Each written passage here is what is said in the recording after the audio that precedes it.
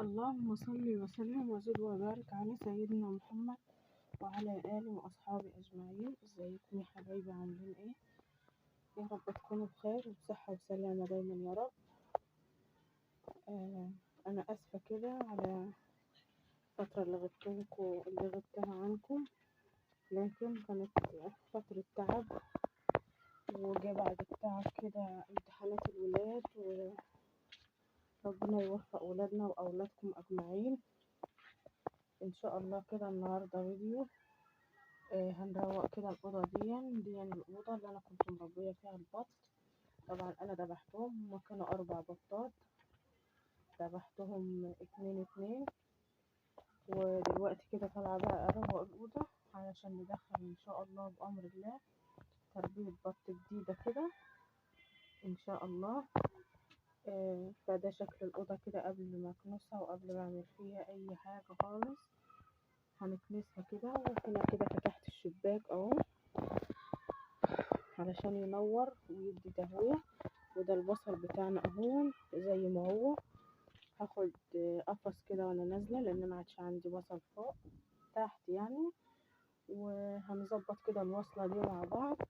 الوصله دي فيها مسمار واقع اهي، هقلعها بقى كده. مش يعني انا ما اعرفش حاجه في شغل الكهرباء وكده، فهقلعها. هي هعينها ومش هشتغل بيها، يا اما هشيلها كده هديها الحماية او حد يصلحها لي، لان يعني حماية راجل كبير وما يقدرش يطلع هنا كده على السطح، بيطلع للضرورة يعني. تمام. وهنوصل الوصلة التانية دي وصلة تانية اهي، وفيها اللمبة بتاعتها، واللمبة شغالة وكويسة. بس هي الوصلة دي كانت حلوة لانها سلكها جديد كده ووصلة كبيرة، وكانت بتدفي حلو يعني عن الوصلة دي صغيرة كده. تمام. يلا بقى هنشوف هعمل ايه وهكنس كده. وده شكل السطح من بره، وطبعا ولادي معايا. ودول كده شوية ذرة، على اساس ان انا كنت بعلف البط منهم وكده، هعينهم برضو في حاجة. ولادي معايا ما بيسونيش، وطبعا احنا في اجازة مدارس، وفي اجازة دروس كده، يعني لسه ما بدأوش الدروس. كل ده تراب من الطوب كده، حمر التراب، لان الطوب كان كله هنا. الولاد نقلوه شوية هنا وشوية هنا، يعني مش مظبطين كده يعني. تمام. هنخلص برضو كده، ومع ان فيه هوا بس مش اشكال. هننضف برضو زي ما انتم شايفين الطوب كده منطور. او دي الاوضه، هي مفيش فيها حاجه، هكنسها كنسه كده بس ايه على البسيط. وده هنا كده لما الدنيا كانت بتشتي على الحته دي كده، فهم الولاد كنسوها زي ما انتم شايفين كده، هما بيعملوا الميه، فسابوا هنا شويه وهنا شويه، يعني كنسه بسيطه كده. وهنلم ده كله، وهنهب العنكبوت بتاعها ده كده برضو، احنا مش سايباها، برضو هستخدمها ان شاء الله لما البط كده ربنا يكرمنا فيه ويجي ويكبر، هنقله هنا. وهجبت فراخ في الأوضة التانية، كلهم عمالين يقولوا لي هاتي فراخ هاتي فراخ، بس أنا والله يعني إيه مش متجرأة إن أنا أدخل كتاكيت في غلو العلف والأسعار اللي بنسمعها والأسعار اللي بنشوفها. لكن هو تربية البط مهما يكون مش بياكل كتير زي الكتاكيت. تمام. البط أقصى حاجة 20 يوم وتقدري تدخلي له لقمة عيش، يعني عيش مدشوش او تدشي على ايدك شوية ذرة زي اللي عندي ده كده. البط يعني ما بيقولش لا. واحنا هنا في الارياف عندنا الخضرة، لو عود برسيم عود خاص اتبقى منك هرس، يعني طبعا كلنا بنشتري خضرة وهرس الخضرة وبواقي الغداء او العشاء او الحاجات دي، فالبط بيلمه وبياكله، مش بيقول لا عن الفراخ يعني. تمام. يلا بينا.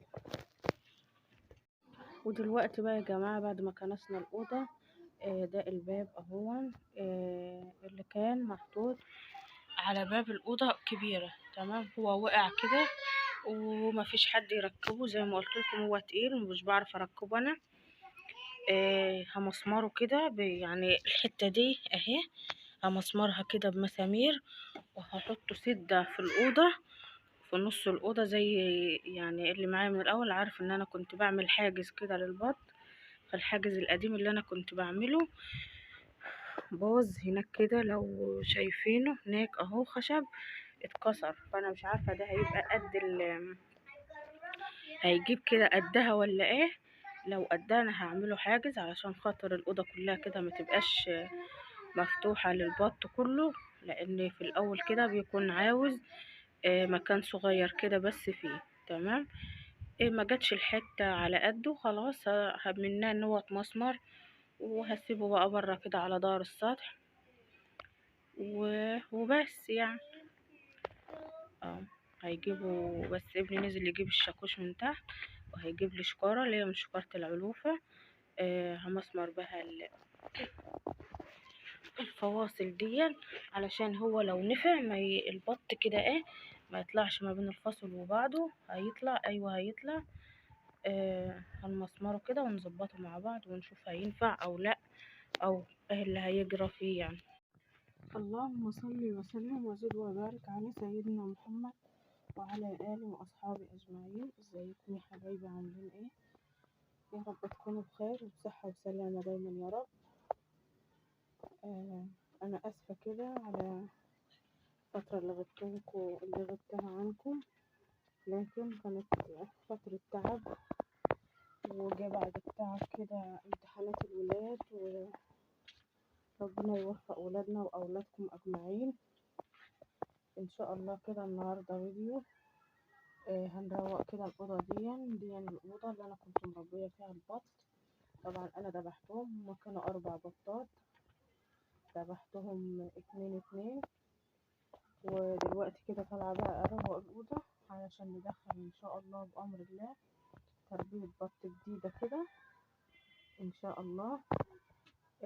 فده شكل الأوضة كده قبل ما أكنسها وقبل ما أعمل فيها أي حاجة خالص. هنكنسها كده، وهنا كده فتحت الشباك أهو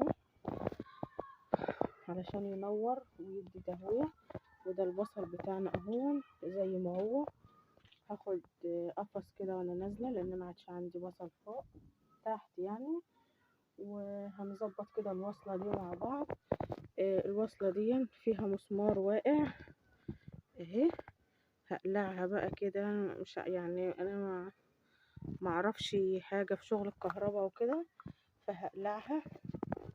يا هعينها ومش هشتغل بيها، يا اما هشيلها كده هديها الحماية او حد يصلحها لي، لان يعني حماية راجل كبير وما يقدرش يطلع هنا كده على السطح، بيطلع للضرورة يعني. تمام. وهنوصل الوصلة التانية دي وصلة تانية اهي، وفيها اللمبة بتاعتها، واللمبة شغالة وكويسة. بس هي الوصلة دي كانت حلوة لانها سلكها جديد كده ووصلة كبيرة، وكانت بتدفي حلو يعني عن الوصلة دي صغيرة كده. تمام، يلا بقى هنشوف هعمل ايه وهكنس كده. وده شكل السطح من بره، وطبعا ولادي معايا.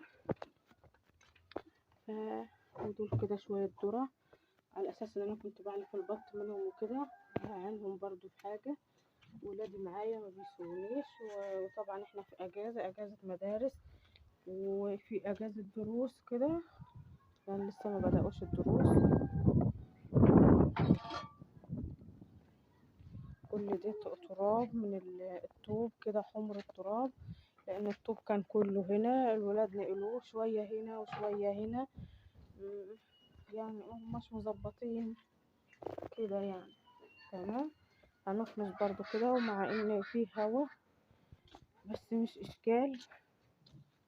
هننضف برضو زي ما انتم شايفين الطوب كده منطور.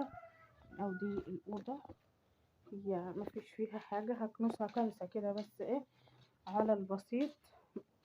وده هنا كده لما الدنيا كانت بتشتي على الحتة دي كده، فهم الولاد كنسوها زي ما انتم شايفين كده، هما بيعملوا المية، فسابوا هنا شوية وهنا شوية، يعني كنسة بسيطة كده. وهنلم ده كله وهنهب العنكبوت بتاعها ده كده برضو، احنا مش سايباها برضو، هستخدمها ان شاء الله لما البط كده ربنا يكرمنا فيه ويجي ويكبر، هنقله هنا. وهجبت فراخ في الأوضة التانية، كلهم عمالين يقولوا لي هاتي فراخ هاتي فراخ، بس انا والله يعني ايه مش متجرأة ان انا ادخل كتاكيت في غلو العلف دون والاسعار اللي بنسمعها والاسعار اللي بنشوفها. لكن هو تربية البط مهما يكون مش بياكل كتير زي الكتاكيت. تمام. البط اقصى حاجة 20 يوم وتقدري تدخلي له لقمة عيش، يعني عيش مدشوش او تدشي على ايدك شوية ذرة زي اللي عندي ده كده. البط يعني ما بيقولش لا. واحنا هنا في الارياف عندنا الخضرة، لو عود برسيم عود خاص اتبقى منك هرس، يعني طبعا كلنا بنشتري خضرة وهرس الخضرة وبواقي الغداء او العشاء او الحاجات دي، فالبط بيلمه وبياكله، مش بيقول لا عن الفراخ يعني. تمام. يلا بينا. وكده يا جماعة زي ما انتم شايفين اهو كنسنا الأوضة ولمينا الكنسة كده ونزلناه. طبعا البقع دي مكان الكنسة، طبيعي ان هو بيبقى، اي حد بيربي طيور عارف الكلام ده. وهنا كده مسمرنا الباب اهو ودخلناه كده علشان خاطر يكون جاهز اهو لما تيجي الطيور ان شاء الله. وطبعا كل ده دقيته بايد الصلاية المسكينة دي مش واقفة على الطوم بس والدق برضو. وهي هنا الوصلة دي اهي. تمام. لما اجي اجيب الطيور ان شاء الله الصبح واجي هي شغالة مش محروقة، هنزلها لهم هنا كده. وطبعا دي خلقان اهي، وبتوع تانية اهي احبال يعني او خلقة او قصقوصة او اي حاجة زي ما بتسموها سموها. تمام. بس كده. وطبعا الولاد كانوا سوق السطح بره ولمينا الكنسة بتاعت السطح دي لوحدها. الله اكبر العزة لله. ودي حمرة بتنزل كده لوحدها. نكمل بقى ان شاء الله العصر زي ما انتم شايفين، ننزل بقى عشان الولاد يتغدوا وهنحضر غدا ايه. وبقية الأوضة دي لها تكملة برضو علشان وقت الفيديو ما يطرش في تنظيف الأوضة وكده. انا كنت مطلعة البطاطين كده في الشمس، هننزل ننزلهم العصر كده أذن اهو. البلكونة عندي بقى دلوقتي كده قدامها 10 دقايق ربع ساعة والشمس تروح منها يعني. يلا بينا.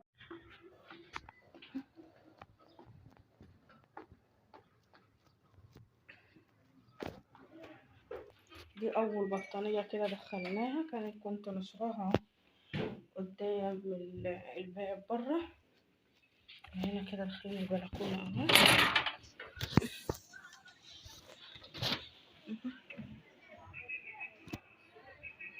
هدخلهم بقى ونشوف هنعمل ايه تاني. دلوقتي بقى يا جماعة الأكلة دي وهي ما كانتش في الحسبان أصلا، ما كنتش ناوية أعملها، أنا كنت أعمل أكلة تانية بس عشان الولاد هبطوا معايا فوق ومش كل اللي عملناه فوق برضو نزلته معاكم في الفيديو. تمام. دول كده كيلو شاورما نص ونص اهون، هي متقطعة. الطبق حوالي نص كيلو، هو نص كيلو، انا جايباه نص كيلو، انا ده نص وده نص كيلو. زي ما انتم شايفين كده متقطعة ومتبل. تمام. هسيبها هنا كده تفك من التتليج اللي فيها على مخرط البصل، واقشر بصل وطماطم وفلفل. وطلعت هنا كمان عيش كريب اهو برضو كان في الفريزر، طلعته يفك جنبها هنا كده. يلا بقى خرط البصل والفلفل واجهزه ونرجع تاني مع بعض. وكده يا جماعة اهو غدانا او عشان النهاردة كده جوز. انا عملت الكريب اكتر من مرة في القناة، علشان كده محبتش اطول عليكم في الخطوات وكده. وقدمت معاه خس، وده مخلل اللفت انا اللي عاملاه وكرنب. وقدمت معاه سلطة كده اهو. وكان عندي بيبسي حطيت منه برضو، وخاص كان لسه جاي من الغيط. وبألف هنا وشفا. كنت أقول لكم اتفضلوا معانا. متنسوش يا جماعة تحطوا اللايك والاشتراك في القناة، وما تنسوش كومنت حلو كده زيكم اهو. الرغيف ملان طبعا. دول العيش بتاعنا من بتاع الطابونة، اتبقى كده حبة من الشاورما. قطعت العيش اهو وعملته زيه زي الكريب بالظبط، زي عيش الكريب. وحطيت فلفل، انا بحب احط فلفل.